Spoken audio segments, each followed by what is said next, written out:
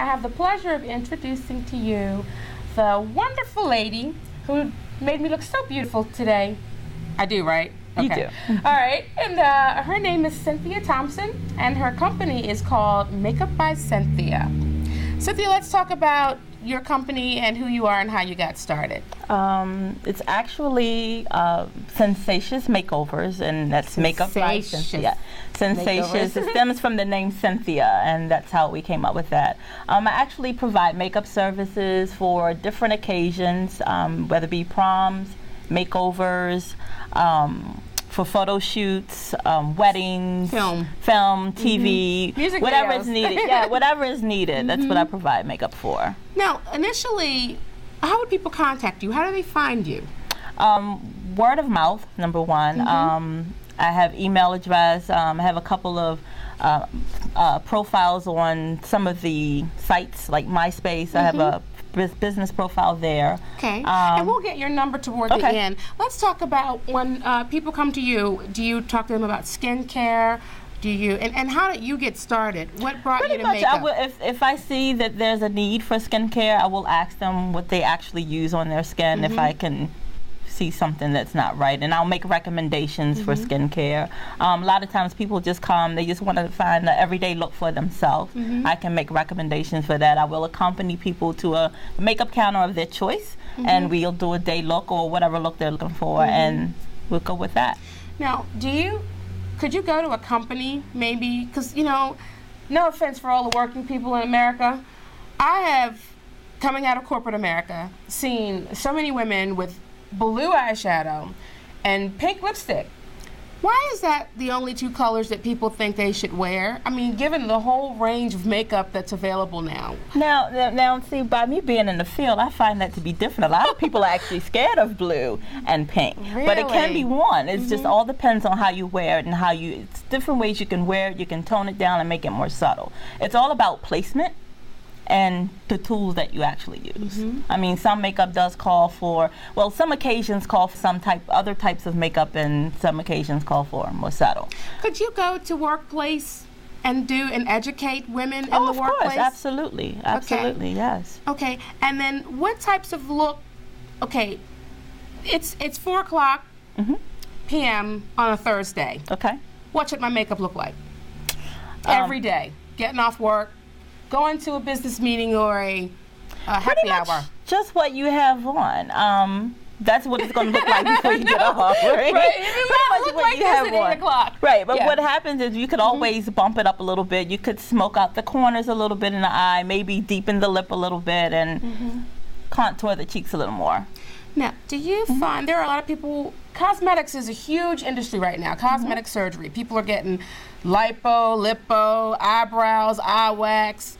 What could you use? What kind of tips would you share with people as far as makeup to correct without actually having to have a surgery and spend thousands of dollars, which you could pay Cynthia, without having to spend thousands of dollars and look just as good? Actually, it's not quite that easy. I mean, some people actually need surgery. But there are tips that you could say to people. I mean, for people with more mature skin, I wouldn't recommend in terms of eyeshadow that they use anything with a frost because that's going to show more of the lines and the wrinkles. So people with mature skin, they don't want to use any frosted type of eyeshadows. They want to stick with more of their mattes and their satins and maybe the velvets in terms of eyeshadow. Concealers, just make sure you get the right blend of makeup. Concealer is actually going to cover what the actual foundation won't cover. Okay. So you have your foundation and then concealer over top, which is whatever the foundation is not covering, that's where you can get a concealer. Okay, now let's walk me through. I'm coming to you. I have no makeup on, and I also want to talk about, people going to work every day. Just everyday nurses. I work in a hospital. I'm in a little closed off section of the world. Okay. What would you recommend? Just very minimal. Okay. Very minimal. Particularly, I mean, the brows. Brows shape the face. That's my pet peeve. If the brows aren't right, I'm upset. Are my brows right? You're right now. Okay, my brows right. That's a pet peeve of mine. Pretty much, they could just do like eyeliner, mascara, maybe a little blush, and just maybe a light lipstick. I wouldn't go into all the eyeshadow and that kind of thing for a nurse. Just something subtle. And of course, foundation. Everyone needs foundation. Foundation is not only going to smooth your skin out and make it look pretty, it protects your skin. So. Now, foundation does not cover everything if you really, so initially it does go back to skincare because it starts with skincare. Yeah. It starts with skincare, and then there are different types of foundation that provide different types of coverages. And that's some people only want sheer, some people want medium, some people want full. So there are different types of foundations out there as well. Are pricier foundations, concealers, eyeliners, lip liners better? Not necessarily. It's a trial and error kind of thing. Okay, so the $13 lip gloss. It's not really any better than $3 lip gloss? Some. It all depends on whose it is. I have some $1 lip glosses in my kit, and I have some $20 glosses in my kit. It all depends on what you like, you know, pretty much. What about for the men? Not what you say to them, because you know you have guys. I'm not wearing any makeup. You know, I'm all masculine. The only time I actually do men for makeup is if they're having it's a model or an actor and he's having a photo shoot. That's the only time I've actually. What if a guy came to you and he says, you know what, I've got skin problems and skin issues. I could recommend some skincare items. What would you say to him? Depending on what the issues are, a lot of men, they suffer from with the razor bumps and things like glycolic acid is really good for that, especially for dark skin. Glycolic acid. Okay. Yes. All right. Now, what is glycolic It's an exfoliator. acid? It's an exfoliator, and it's What's an exfoliator? It lifts off the dead skin cells. And what happens is why the men get the what you call those ingrown hairs is because the skin is covering it.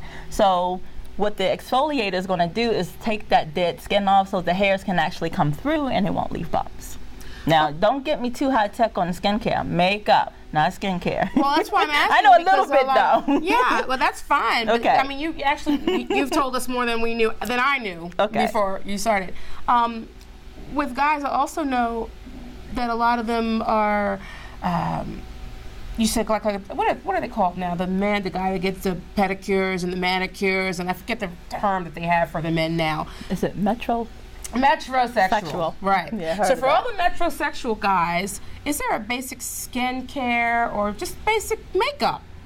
I know the guys are going, And I'm with them. I'm still not going to go with makeup. Skincare, yes. Makeup, skincare. Makeup only for photos and things, but for every day, I wouldn't recommend it. All right. Just me. Okay, we're going to pick your brain some more. So I want to thank Cynthia for our look, and we just wanted to introduce Cynthia and Sensacious Makeup by Cynthia. She does a wonderful job, so I wanted to thank her for that, and I just wanted to find out a little bit more about your industry. I know you do makeup, but I don't really know what it means. Is there anything else you'd like to leave with people about your business, how they can contact you? You can actually contact me. My cell phone is 443-421-7574. And email address is CYNSASHUS, sensacious@AOL.com. Okay, we're not going to remember that, but what's the number again? 443-421-7574. All right.